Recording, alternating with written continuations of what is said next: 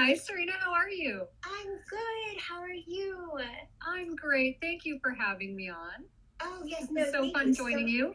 Oh, I'm so happy that you're here. I'm so happy that this really just synergistically worked out. I Absolutely. mean, it was just perfect that it did, and I'm just thrilled to see your beautiful face here. I've been raving about you for like 10 minutes. I like doing this now where I get a chance to like rave about my guests and like do little sum ups and just talk to the people for and our beautiful people here for a few minutes before my guest comes on, because I really want to focus on you, and I know that your time is valuable and limited. So first of all, thank you so much for joining us. Oh, And absolutely. you're glowing and just So are beautiful. you. I was I just can. thinking that. You're just so healthy. You're so pretty. Well, you know what? Everything that we preach and we teach, we do, and Yeah. I'm just kind of giving credit to Mother Nature and all the beautiful vegetables and everything that I get to put into my body and our sunshine. So So wonderful. so first, I have to tell you that we have a friend in common. Roger Love is. Oh, I love Roger. I He's just, I know. haven't been able to see him through this whole thing, but I love him so much. He's So I miss him. wonderful. Yes, Yeah. Do you take voice lessons with him? yes, he's like my speaking and voice coach, but he's also Yeah. become just a dear friend and mentor. And Oh, that's so fantastic. he's just one of the best humans on the planet, and I'm just He so really is. grateful that I have him in my circle. And so when I had COVID, actually, it was almost a year ago, and I had some lingering neurological issues. Well, I don't want to spend a lot of time on this, but I started to look at the clinics, and I talked to Roger about that, and that's kind of how it all came up. That we realized that I realized that he knew you guys. I didn't even know that. So Oh, it's so fantastic. yeah. My husband and I both took like voice coaching for speaking with him, and then my daughter took lessons with him as well. He's awesome. Oh, he's just awesome. He's magical. You guys, and Roger's coming back on too. We did one live with Roger. He's going to come back on later. But That's awesome. back to our beautiful guest today. So for those of you who are just joining and weren't on about 10 or 15 minutes ago, we have this incredible, angelic, beautiful, glowy soul. Her name is Tana Amen, and she is a world-renowned New York Times best-selling author, and she's such an inspiration, and I'm lucky because I'm meeting her really now virtually for the first time. But I got a chance to dive into her story a little bit, and I'm so grateful for who you are and the fact that you've opened up and shared your story. You know, she's a cancer survivor. She is a nurse. She was a neurosurgical ICU trauma nurse. You are so many things, and now you've written this book that is going to help so many people. So I know that you're here to talk about how to be mentally and physically strong in 2021, and some key takeaways. But if you could just give everyone, and I know it's not short, but just a little bit more background on you to really do justice, like your incredible journey. I have been raving about the inspiration that you are. It's so funny that you. Thank you for that wonderful introduction. But when my husband kept encouraging me to write this book, and I'm like, why? I mean, what's special about my story? There's so many people who have been through worse, who have similar stories, and then you start to write it. And when when you're dating a psychiatrist, now we've been married for a long time, but when we were dating, and you're telling them your story or some of the memories you have, and they look at you and they go, wow, that's not a good thing. Yeah. And that's what I realized, like, why are you saying that? Like, this isn't, I mean, don't a lot of people have this happen? Because when you go through a lot of trauma in your childhood, you tend to minimize it. And so I certainly do too. I do. Yeah. And so that's how you survive it. You survive it by going, well, it wasn't that big of a deal, or other people have it worse, or, you do these things. So it still sounds odd to me when people say, oh, you've been through so much, like, can you sum it up? And then I start to list it, and I'm like, that does sound a little crazy, but it's true. And my early childhood memories were they were not good memories. They were scary memories. I remember my first memory was almost drowning when I was 2. And then also shortly after that, I remember waking up in the house and no one was home. And I was running through the house, like trying to find my mom, and I couldn't find my mom. And I was dialing the phone. I remember seeing my mom use the phone. And so I didn't know how to use the phone. It was a rotary phone. But somehow I accidentally dialed 0. And so I ended up with the operator on the phone. It was a crazy story. And then I remember the day my uncle was murdered in a drug deal gone wrong when I was 4. And then, it goes on. There's more memories in between there. And then in my adolescence, I was molested by my stepfather. And then there's some more things that happen. They stack it through my adolescence. But then, in my 20s, right when I start to think I'm getting things back on track, I was diagnosed with cancer. And it was at a time when I was just thinking that life was finally going to go my way. I actually had tested for Playboy and thought that at the time that was important to me. At the time, I thought that my physical appearance was one of my greatest assets, if you will, because I thought it was expected. Yeah, and I thought that this was what people expected of me. And especially growing up the way I did, I really dig into that, my physical appearance, how that came to be in the book. I really talk a lot about that, like why that was so devastating for me. But in the same couple weeks when I found out I had cancer, when I found out I'd been accepted by Playboy, I also found out I had cancer. And oh, by the way, I found out my mother was having brain surgery. And it was just everything crashed around me. And I was like, why is life like this for me? Yeah. And I know so many people have that thought. It's like, why can't I seem to get it right? Yeah. And I thought, it's if there's a God, he doesn't love me. Yeah. And this is too hard. And so life is just not worth living. Yeah. And I remember having that thought, and I didn't try to kill myself, but I remember praying that the truck, like driving down the street, would just hit me. Yeah. Yeah. It just wasn't worth it anymore. Yeah. It was so hard. But then it got worse because I went to go get help for the depression. And I mean, I laugh like in a pathetic way, not in a funny ha-ha way. But I went to go get help, and I was put on a medication that did not work for my brain. So they put me on Prozac, and for the right person, for the right brain, I am not anti-medication. At Amen Clinics, we are not anti-medication. If it's making your life better and it's the right drug for your brain, fine. But this one was not. And back then, no one really thought about stuff like that. And they just put everybody on the same meds. So I was put on Prozac, and I went from being this incredibly overly anxious individual to dangerously impulsive. And I made a series of decisions that could have ruined the rest of my life. Yeah. So it was a pretty crazy time in my life before things started to turn around. Yeah.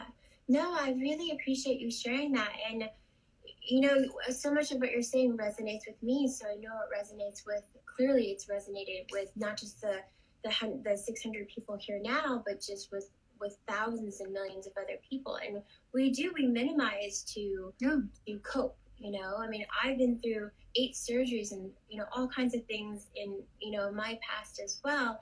And anytime I share, which is not all the time and not very often, I get a very similar response. And I thought the same things you did, which is like, oh, well, there are people who've been through worse. There are people who lived in war, grew up in war, and there's so many things. And so, but you are a shining example of someone who I'm looking up to you because you're taking your story and your journey and you're creating a healing space and a community around it and letting other people know that embracing that and embracing and acknowledging that not just as a healing process for you, but for others.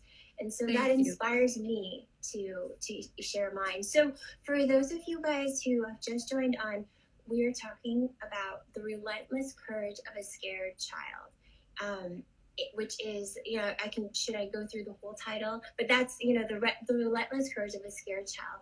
And this is the new book by Tana Amen. And I really think that everyone needs to go and read it and buy it. Mine's coming in the mail. For those of you that don't already follow her, I've pinned her account right here on my comment right here. So make sure that you go and you give her a follow after this. You go to her site, check out everything that she's sharing. She's just such a beautiful wealth of information. And this book, I think, is going to be life-changing for just millions of people. So I interrupted, but yes, could you please tell us a little bit more, because that was your backstory and what led you to write this book? When I finally started to turn things around, Serena, it's, they say when the student is ready, the teacher appears, and that happened for me. So I have a really there's a cool turning point, and it happened in my 20s. I was about 25. So after the Prozac situation, I took myself off the drug. By the way, do not do that. Please don't do that. I had a doctor who wouldn't really listen to me, but I was behaving so oddly. I felt disconnected and no one was listening. And so, but if you have a problem and your doctor's not listening to you, please hear me clearly. Find a new doctor. Your doctor is not your daddy, they're not your mommy, and they're not your boss. So if you have they're supposed to be your partner in health. And so if you have a doctor who's not listening, don't take yourself off of a medication cold turkey. You can have a lot of really nasty side effects. So find a doctor who is listening to you, who will be your partner. That didn't happen for me, so I took myself off the medication. But fortunately, I was fine. But I have this cool moment. So my uncle was a heroin addict when I was young and caused a lot of chaos and problems in my house. He lived with us. And because of him, my other uncle was murdered in the drug deal gone wrong. So we were not close, to say the least. He scared me. And now fast forward, I'm an adult. Cool full circle moment. So when the person who you were afraid of becomes your mentor, the addict becomes the mentor. It's really cool. So I'm 25 and he's now turned his life around. He's teaching self-help seminars of all things. He's, coaching kids in juvenile hall. And so I was a mess. I made a series of bad decisions in my life. I'm a mess. And so I was just sort of lost. And so he says, come to Hawaii. I want you to come to Hawaii and spend some time with me and go to the seminar. I think it'll be good for you. And I'm like, there's no seminar that's going to help me, but a trip to Hawaii, that could be really helpful. So I went for that. But he said this one thing that really changed my life. It really changed everything for me. When he said, we were sitting one day and he said, how much responsibility are you willing to take for your life and where it's at right now? And I was like, for which part? For being molested, for growing up poor, for having cancer? Like I was doing the whole victim, feeling sorry for myself. And he goes, no, I didn't say how much blame are you willing to take. I asked you how much responsibility you would take, which means the ability to respond. And I was like, light switch moment. I was just like, whoa. He said, if you take 50% responsibility, you have 50% opportunity to change, but someone else still has the other 50% that's going to control the outcome. And I'm like, I don't want anybody else having control over the 50% of my life. And so for some reason, that really resonated with me. And to this day, responsibility is the most important word. Like it's one of my favorite words, is responsibility, the ability to respond. So when things go wrong in my life, even today, like COVID, like whatever's happening, it's like, what is the opportunity here? It's not like I don't get down. Not like I don't get frustrated, right? But you look in the mirror and you're like, what can I do? Not what can't I do? What can I do? What's the opportunity? And it just changes the discussion. 100%. I mean, we had COVID, in March and April when it was quite chaotic here in LA. And, it is exactly what you said. I truly believe that opportunities come from these obstacles. And you just have to kind of get past like what's right in front of you and like, what can I do more? How can I serve more? And then you find your answers and solutions. So that is just like, how can I respond to this? Like that, I love that. I mean, responsibility, the ability to respond. Yes. Do you see these emojis? I love all the response to this. Everyone's like, wow, mind expansion. Yeah, it was awesome. And it was so interesting. It still is a journey. I don't want people to that was a light switch moment. That's what kicked me into gear. It's not like everything just got better from there. It's like there's this jagged line, but it's in the right trajectory. It's on the right trajectory. It's going the right direction. So you have ups, you have downs, you have ups, you have downs. But instead of getting so upset, I love this one thing my husband says: be curious, not furious. So we learn the most in those down times. It's when you fall. So I practice martial arts. I love martial arts. And I learned this one thing that, it was so great. I wish someone had taught me this when I was, 12 or 10. I went in and I wanted to learn. I'd been not only sexually, assaulted when I was, or molested when I was young, but then I was assaulted when I was walking to high school when I was 15. I was just kind of done. I was done. Yeah. I was like, I'm done with this. I want to be tough. I want to be strong. I want to learn how to fight. So I went in and I want to learn how to fight, and I want to learn how to hit really hard. And I walk into the dojo and he's like, yeah, how about if we teach you how to not fight, if we teach you how to stay out of a fight. He's like, you fighting with a 250-pound guy is probably not the best thing you could do. He's like, we'll get there. If you don't have a choice, I'll teach you how to fight. Like, you only fight when you don't have a choice. But the best thing you can do is avoid a fight, be armed, prepared, aware. He's like, and you need to go pad up because you need to learn how to fall.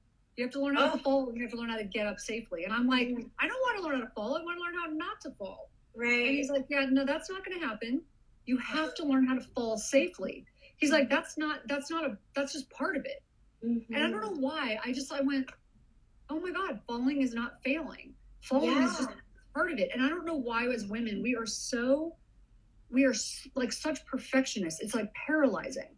Yeah. But if we just were taught, falling is normal, just get back up, and so just pad up and do it safely. And oh, by the way, avoid the fight if you can. But if you can't, learn how to hit hard. So. Yeah. No, I mean, it's so true. We do. I feel like it's almost just in our cellular data that we try so hard to be perfect, to the point of paralyzing ourselves so often. And then maybe things are going in a good place, and then we bring in that imposter syndrome. So I love that you're just reminding everyone that it wasn't like a straight shoot, like the light switch goes and everything falls into place. But it's the journey. And it's every step of that journey. And that was just the first. And even now, just in like 10 minutes, you've gifted us with so many beautiful golden nuggets of wisdom. And that's imparted in us because of every one of those steps, because of those difficult moments. And so that's amazing. I wanted to ask you, go ahead. No, I was going to say, I don't know why you became a chef. I know I went into food to heal myself. I was just curious, why you became a chef. Well, oh yeah, so you guys, we're like getting to know each other because we don't know each other yet, but we're gonna be messy soon. Exactly. So my background is I became a chef because of my parents. So when I was a senior in college at Berkeley, our daddy, my sister's here. It's just the two of us. Our daddy was diagnosed with stage 4 liver cancer. And, for him, it was a blood disease. He knew about it because his grandpa had the same thing and it passed from that. He had hepatitis B. It was, genetic. So he was checking on it as an adult throughout his life. And somehow between 2 6-month checkups, it went from fine, according to his doctors at the time, fine, to now you're stage 4. So he was like 47 and a half at the time, 48. And so, well, actually, no, he passed at 48. So he was a little bit younger than that. And it just changed my whole life, and at the time I couldn't even connect it. It was like, wait, my dad, he's my hero, my knight in shining armor, where daddy's girls was sick. And okay, so we've got to graduate college and get married and have a baby and have a career and all these things because he had told us 5 years. But in reality, it was like he barely made it to a year and really fought to go a couple months past that for us. So that really had me, during that time I started looking at nutrition and herbs and food and how we can use food to heal or at least comfort. And then 2 months after my daddy passed, our mom got sick with cancer and she was 45. So that pretty much and she's still with us. I think my dad, it was her angel because it was a really rare form of ovarian cancer. Oh, wow. Probably stress-induced because no cancer on my mom's side.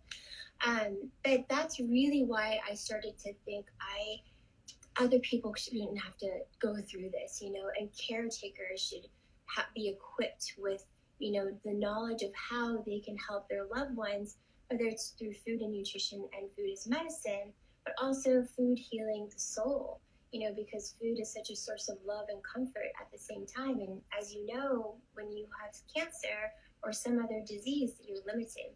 So that's why I decided to go to culinary school, to study the culinary arts so that we can make beautiful food, also healing. Because people thought it was bland, like if you were sick, if you ate healthy, it was boring. Yeah, it's like no fun. And so anyway, I don't want to take up too much of your time, but that's why I went to study Le Cordon Bleu, became a chef, studied nutrition. I actually worked at Playboy. That was my first job. I worked for Hef. I was an intern. That's so funny. And then a junior chef there. But that became my journey.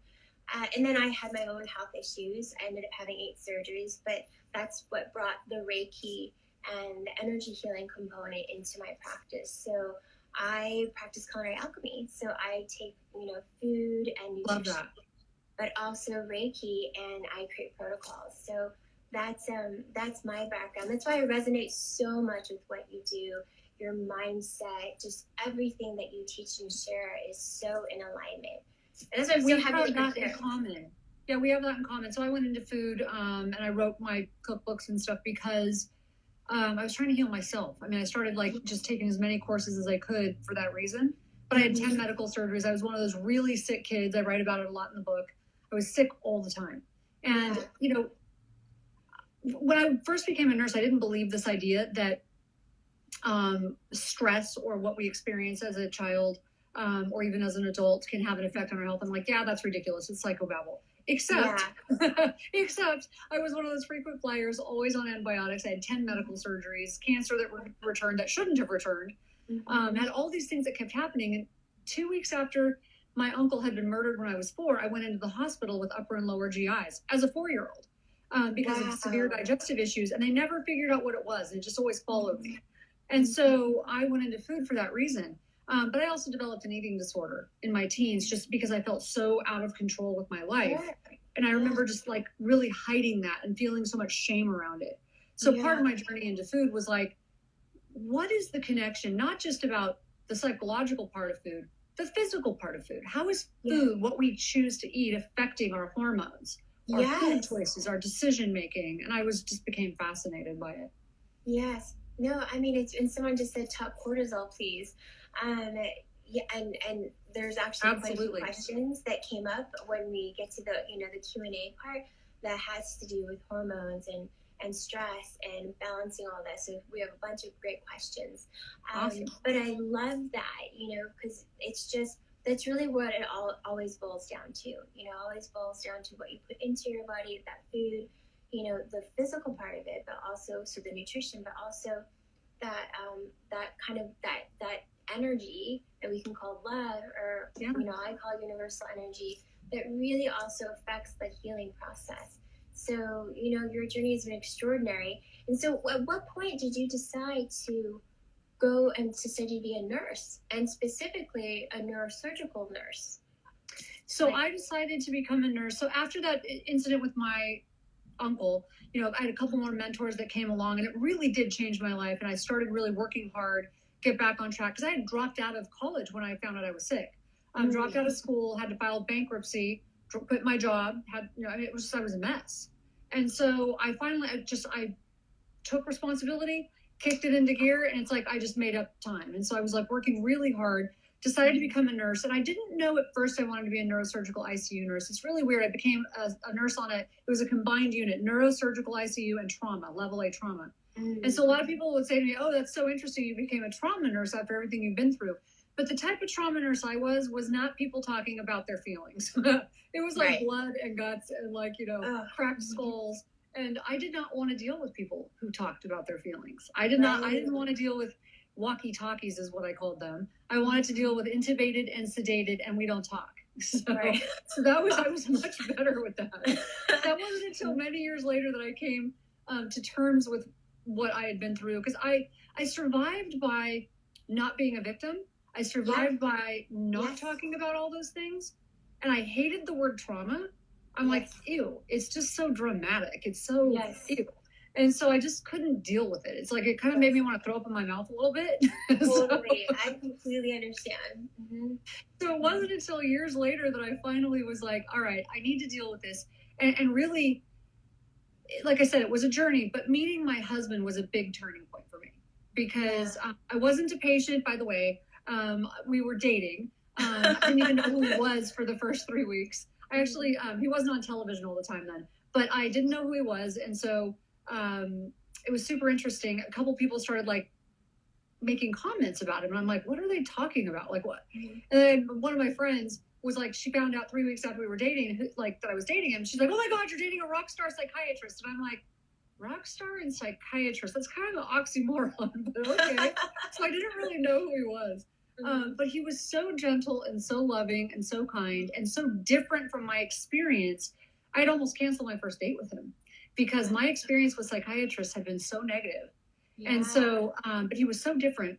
And he had this really new, cool way of looking at psychiatry, right? Like, what if it's about brain health? And I'm like, what?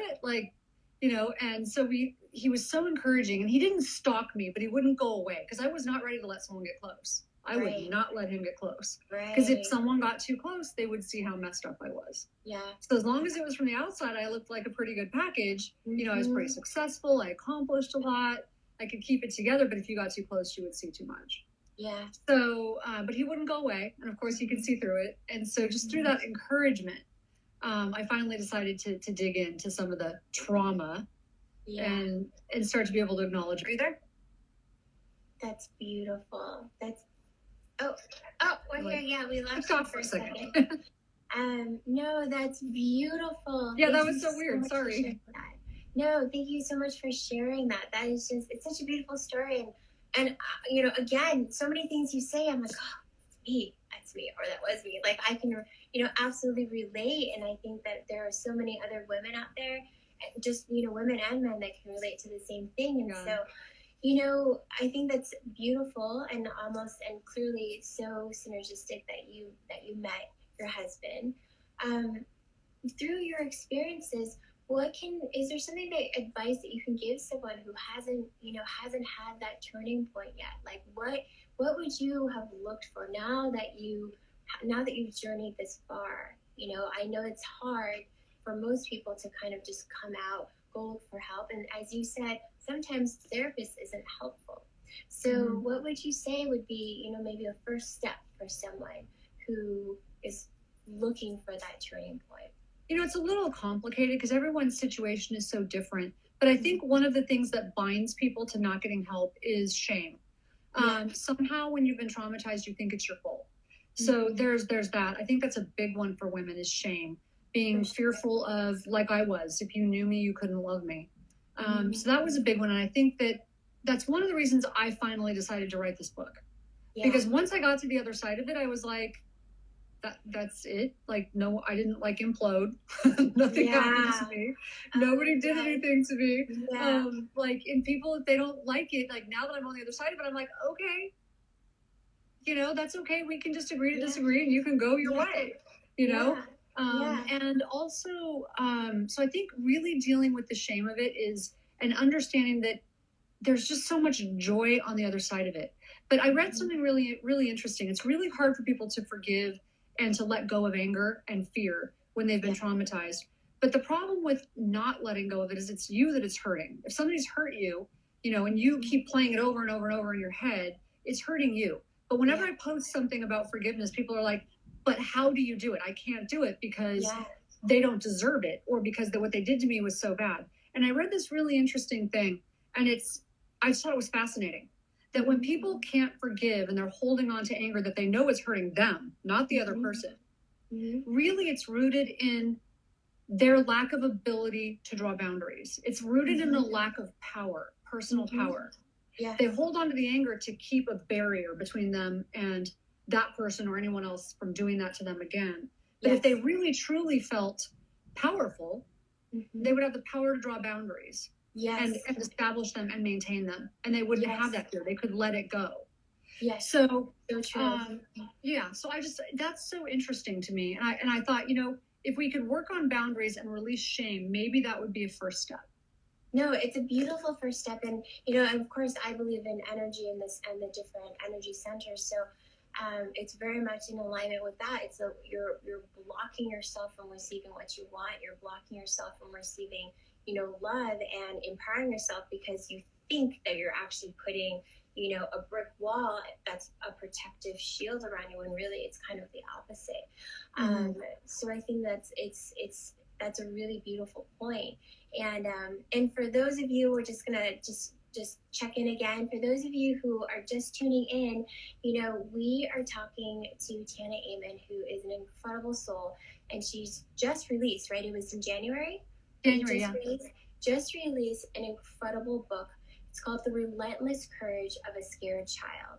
And in it, she really offers hope and healing to other people who are struggling with traumatic experiences and all the consequences that come from traumatic experiences. So if you don't already follow her, go to my pinned comment and you'll see her handle. It's her Instagram handle. Go give her a follow.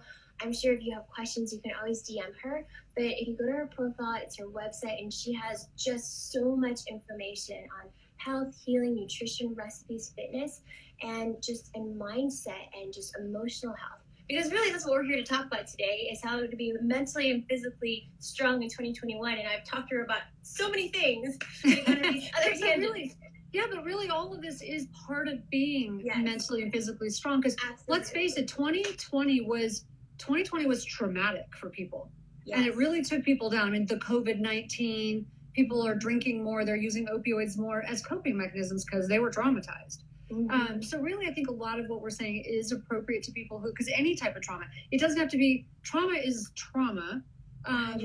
Just how you experience it. We all experience it differently. We've all been through different types of trauma, but the experience in our body is sort of the same. And when you get stuck in that flight, fight, or freeze, that actually prevents you from, you're talking about energy. I might say it a little differently, but it's the same thing. It prevents your normal functions from energetically being able to, from you being able to function normally. Because all of your energy is going to survival. Mm-hmm. And when your energy is in survival, you can't actually be focused on just about anything else. Mm-hmm. And your body is stuck there. Yes. So someone asked about cortisol, and that's one of the problems with being stuck in that cortisol flight, fight, freeze. And that's another thing I love about martial arts training is, and probably very similar with what you do, is you learn about energy and you learn about adrenaline and how to control adrenaline and when it's out of control and, all these things. And so it's just a really important thing to learn. Yes, no, it really is. And, and again, you might not use the same terms, but I've, watched your videos and I've looked at the things you've shared, and we're really talking about the same thing. And there's no one way to describe it, but it's there. It's, it's that life force, that chi, that energy. And so, and it does, when you close up and you're inflamed and you're in that fight and flight mode, you are closing up all that you're blocking the flow of energy. So you're blocking the ability to receive and even to receive nutrients, right? Mm-hmm. So okay, so let's at least, I know your time is valuable and I'm not sure how much more time you have with us, but we have to at least, okay, good, thank goodness. And I just want to introduce you to Gizmo. Gizmo. Oh, I saw Gizmo on your page. So cute. He's so snoring so loud right now. I don't know if you guys can hear it. Yeah, I had to have my dog go out because my dog is massive and he snores too. So, like giant white shepherd. Yeah. Oh my gosh, that's so funny. So yeah, it's really Gizmo that's snoring. That's the noise. But I'm not gonna touch him. He can stay. That's his post. That's so funny. So let's at least go into, your 4 daily habits, or the 4 daily habits you recommend for people who are, wanting to start 2021 strong, or still the beginning of 2021. If you haven't gotten your footing yet, you still can, right? So what are some of your daily habits? And I know you talked about 4 that you really want people to, you guys write this down, these habits. Okay, so I think most of the I have a huge list of habits that I do, and you probably do too. We want all of them. Right? The questions were what does she do for this? What does she do for that? Right, exactly. And then you probably do a lot of the same ones, I'm going to guess. But I want to give people a concept that will help them a little bit. So if it's okay. Absolutely, yes. So at our clinics, we treat people according to 4 circles, because you like energy. I'm going to put it in those terms. We treat people according to 4 circles: your biology, your psychology, your social circle, and your spiritual circle. And the spiritual circle is often missing with medicine, right? Yes. But all 4 of those circles are really important. I like to think of them like tires on a car. Mm-hmm. So your biology is your brain and your body. How is your brain and your body functioning? What are you doing to keep them healthy? Your diet, hydration, sleep. Mm-hmm. How's your brain functioning? Have you had a head injury? All of those things, your supplementation. That's your biology. Your psychology is, how are you managing your mind? Because your thoughts lie. They lie a lot. Yes. So you've got to discipline your thoughts. You would never let a 2-year-old run unattended through your house destroying stuff. Well, that is what your mind does. Okay. Yeah. So why are you letting your inner child like wreak havoc in your mind? Right. So you've got to discipline your thoughts. Then there's the social circle, and people matter. They matter a lot because people are contagious. Yes. So who you hang out with matters. And 2020 really, really affected this one. People who get their significance or their bonding by going to church. That's Yes. their group. Or AA. Yes. And they couldn't go. I mean, that's a big deal. Because if you're a Mhm. recovering alcoholic and you're hanging out in a bar, that's not a good Mhm. thing. So we really Mhm. have to focus on that. And then there's the spiritual circle. And the spiritual circle is, for everybody, this is different, right? So for me, I call it God. For you, Mhm. it might be about purpose. It might be about something else. But Yeah. purposeful people live 11 years longer.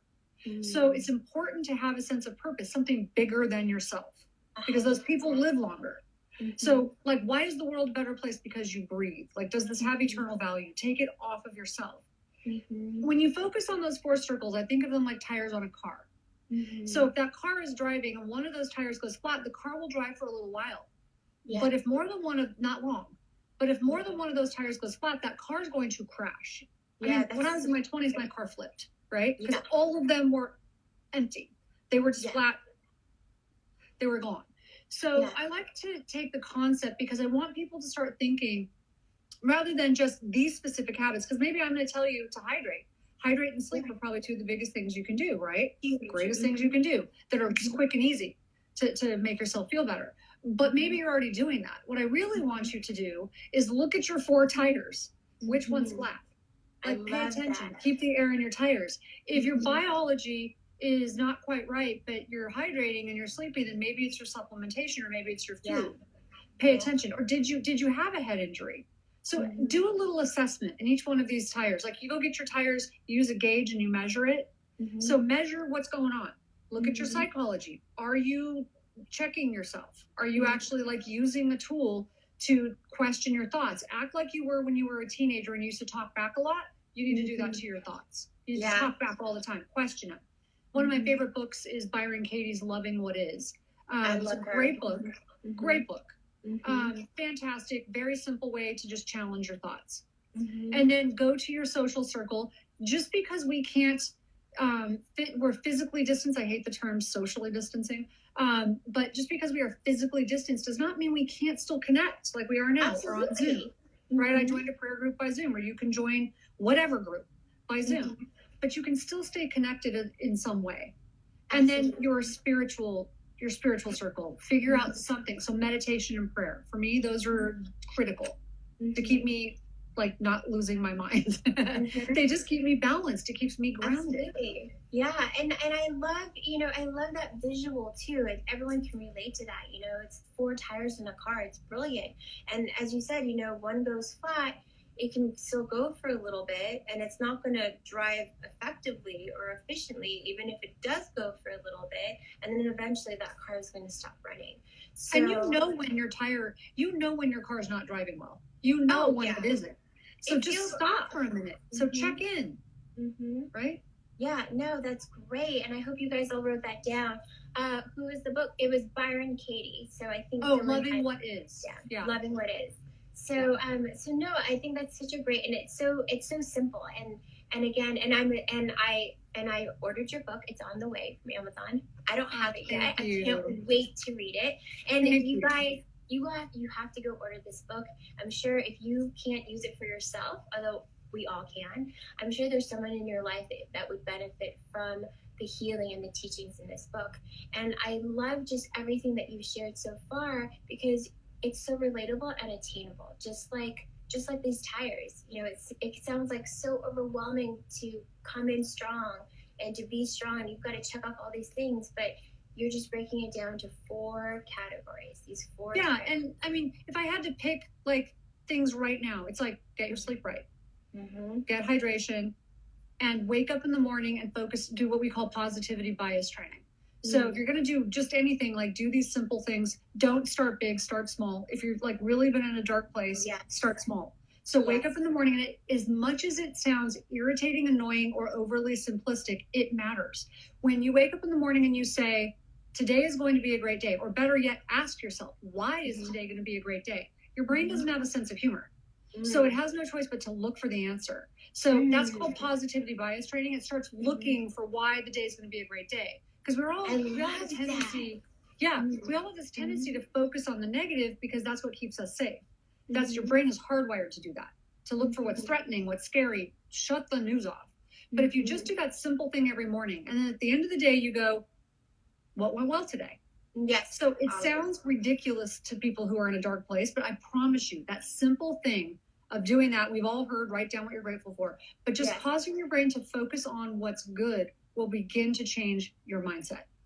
I love that. I mean, obviously those are all the same things that I practice and I teach as well. And it does sound so simple, but it's doable. It is simple. Just do one thing, do one thing at a time. And that's usually how I am with clients. It's just like, okay, so there's a lot. So we'll just do one thing and we'll add on another, and we'll add on another. And we don't take away from things to eat. We just add on to the list of the things that would be better for you to eat, So that's usually how we do. But I love what you said about asking your brain why today's going to be such a good day. And that's slightly different than going over a gratitude list or an affirmation list or mantras. I mean, those are all incredibly powerful, but having your brain look for the reason why, that's another step that's just brilliant, And questions are powerful because questions are something that your brain will try to answer.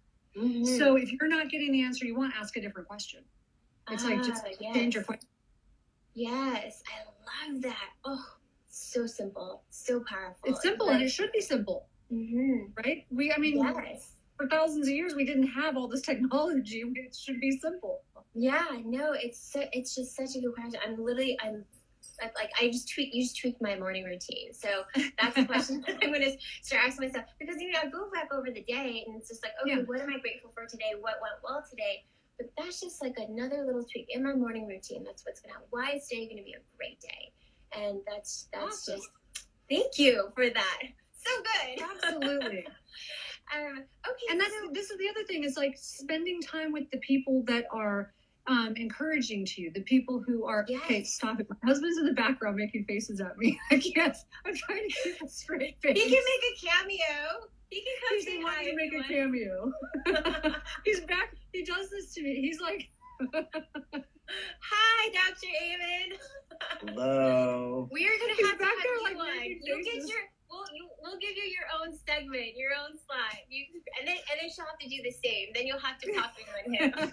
I'm like trying to be serious.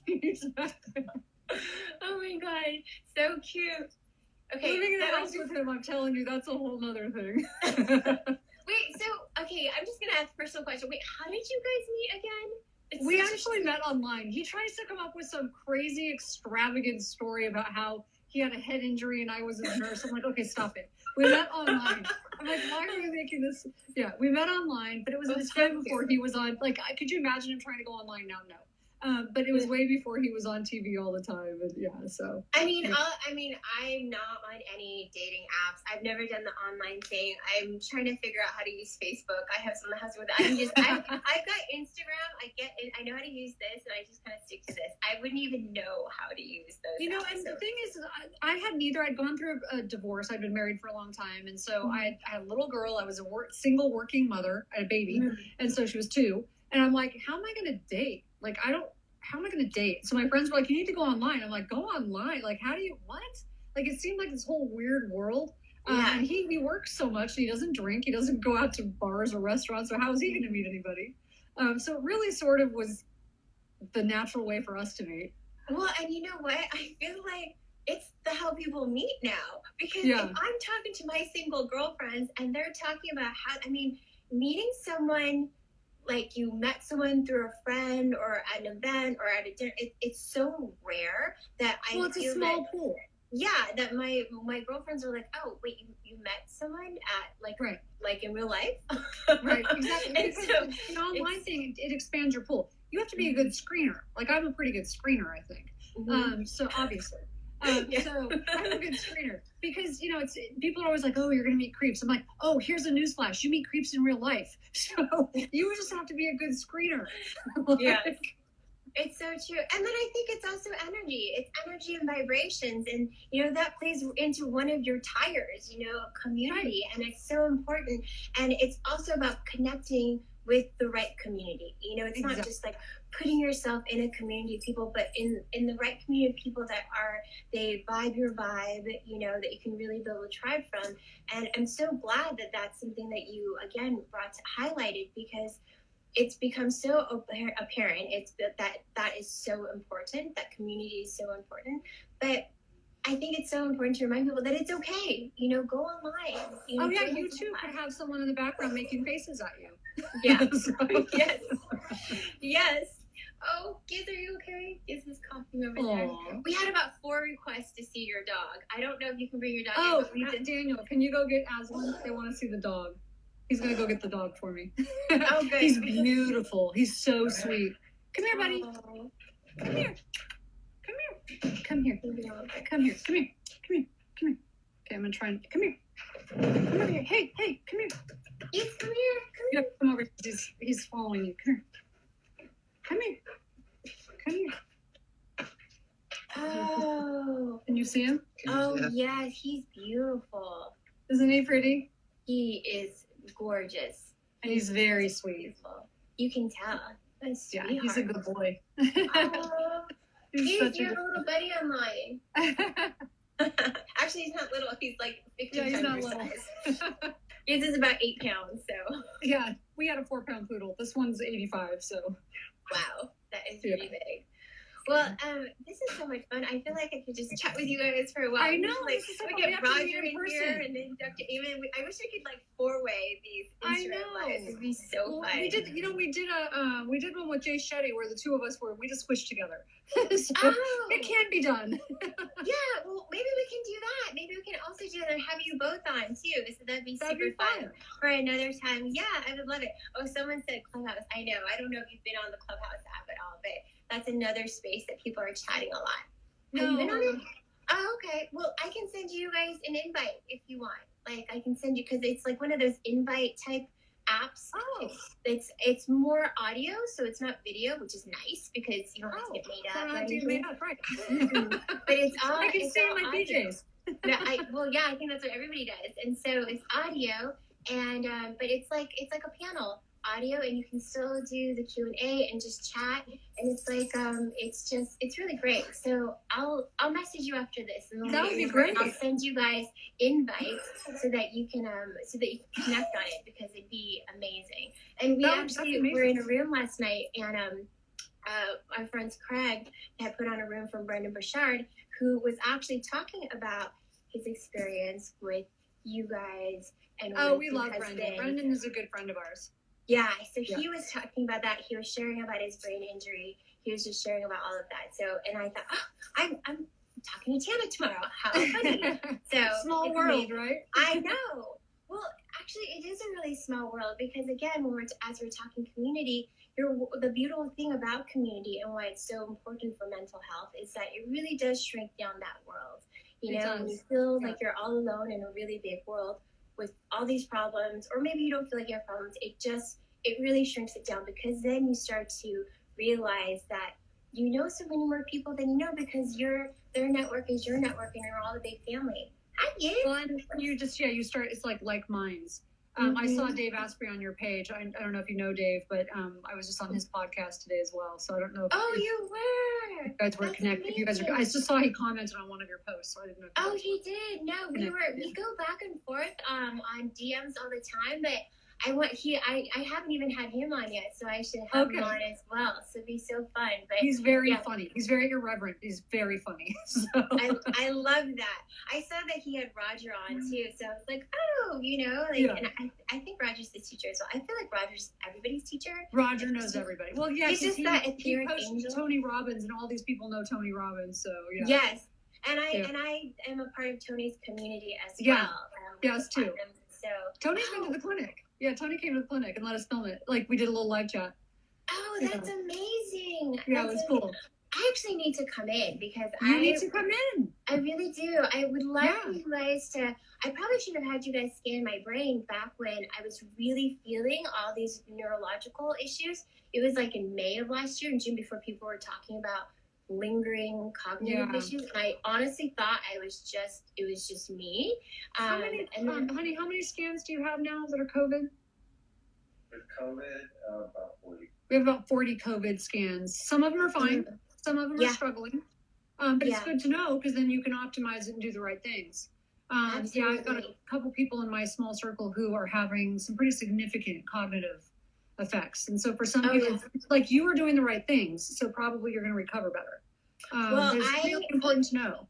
Oh yeah. Well, I share all my protocols, and I was still really struggling. But then I started doing more hyperbaric.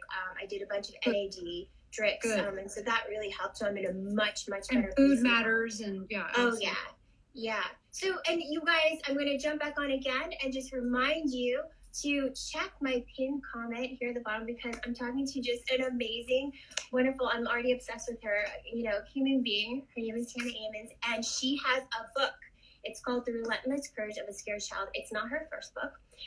So I encourage you to go follow her at her Instagram handle and then go to her website and check out everything that she's doing because she's just not just a wealth of information and love and knowledge, but someone that I really just resonate with deeply here in my soul. So I encourage you to go and check out everything that she's doing. It's magic. And I would love to know if there's anything more that you'd like to add. Otherwise, I don't know how good you are on time, but we definitely have questions. I'm fine. I'm actually fine. Okay, great. The one thing I would say is I know if people are struggling right now with their mental health and their physical health, you asked a question about, why it's hard for people to take the first step. We talked a little bit about that. One thing that after going through the process, one of my favorite art forms, and you probably know of this art form, is called kintsugi. And it's a Japanese art form of broken pottery where they mend the pottery. Yes. And I love it. I love the symbolism with it because that mended pottery, they take this broken pottery, these broken pieces, and they mend it with gold or platinum. And the Japanese that practice this art, they think that the pottery is more beautiful because of the breaks, not in spite of them, but because of them. Like each one of those breaks has something to tell. That it's got more history and just more depth to it. And so as I thought about that, I love that symbolism. But I thought, would I ever want to go back and change everything from my past? Would I want to be cured? No, I wouldn't. Because I'm kind of like, I'm not a survivor. Like I'm kind of a thriver. And I wouldn't want to change that. You know what I mean? Like I wouldn't want to go back. You're a thriver. I really love that. Okay. So I wouldn't want to take that away from myself. And no, it wasn't fun, but that's what made me strong. Absolutely. And so to anyone struggling right now, just remember. And the other thing is I had a point in my life when I wanted to die. I remember it. But there's no way I could have known that would become my purpose. Like fast forward, it's like, oh wow, without that experience, I wouldn't be doing what I'm doing today. That is like so much fun. That is so cool. That is so helpful for people, So just hang on. That's beautiful. That's such a beautiful reminder because when you're in it, you can't see past it, And, exactly. And if you can have these reminders from this incredible soul sharing everything that she's sharing with us, and you'll find more in her book, you'll see that there is more than that moment that's so dark, that kind of consumes us to just think past that, like, what could this be? Could this be my purpose? And I remember that's how I felt too, when I'd almost died after one of my surgeries and I was like bleeding out. It was a whole thing.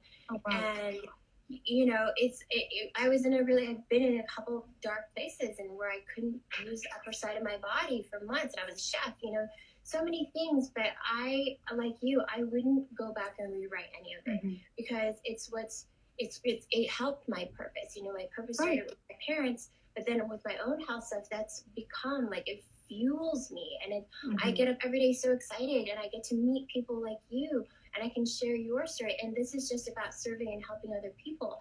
And I never ever would have thought, or I couldn't have seen that then. No, so you can't see it then. Yeah. No, you can't. So it's just like knowing that even if you can't see it right when you're going through that dark place, but to know that there is a place beyond that, you know. And I think that's what we call faith, right? It's like Yeah. have faith that it's going to get better. Faith, it's faith, it's hope, you know, it's all of it. And so, but the reminder that it still comes from here. So at least it's not an external that you have to look for and find, but it's the internal. And so I think that's one of the things I can't wait to read about in your book is just how you show that hope and healing, you know, and how that can happen for everyone. Well, I can't wait to hear what you think after. Oh my gosh, I literally can't. I'm like checking Amazon. Is it coming? It's supposed to be Prime. No, yeah, now that doesn't mean anything. I know, it's true. Oh wait, oh my gosh.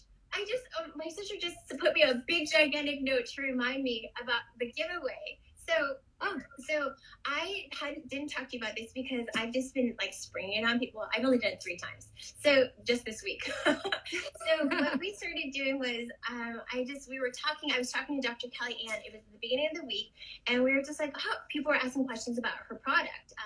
And we're like, well, how about we just like do a giveaway right now and just like pick a few people from the audience, you know, fun. they can just screenshot. So people had so much fun, and we just tried it again yesterday with Dr. Axe, and it was just, you know, people just we loved it. See? Yeah. So if you're up for it, and it could be this book, it could be your other book. I mean, if there's anything. No, you this choose. book for sure. Okay, wonderful. So thank you for holding it up. I was gonna ask you, like, normally I have it like right here. So could you hold it up again really quick? Absolutely. So you guys, Courage of a Scared Child. yes, you beautiful people who have stayed on with us, take a screenshot of our chat right now. Take a screenshot and post it to your stories. Tag me, tag Tana, tag. The book doesn't have a handle, does it? It has its own Instagram handle. No, but you can do a hashtag. You can do a hashtag for the relentless courage of a scared child, and you can also tag Amen Clinics. I mean, just tag all the things and post on your stories. Tag. If you have a private account, then DM it to us. Send it to us direct. But if not, please share. You can post it on your page. You can post it on your stories, and we'll pick one winner, maybe, or how many winners? 3 or 4.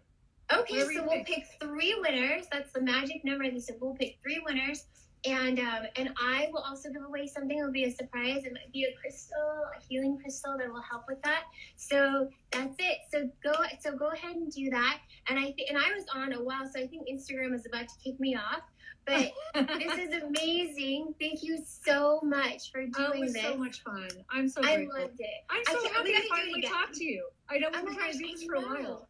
I know. So I'm going to message you right now. As soon as we jump off, I'm going to DM you so I can get your number, and then I'll give you those invites for Clubhouse. Please. And then That'd be great. And then we just have to talk more. Let's do this again.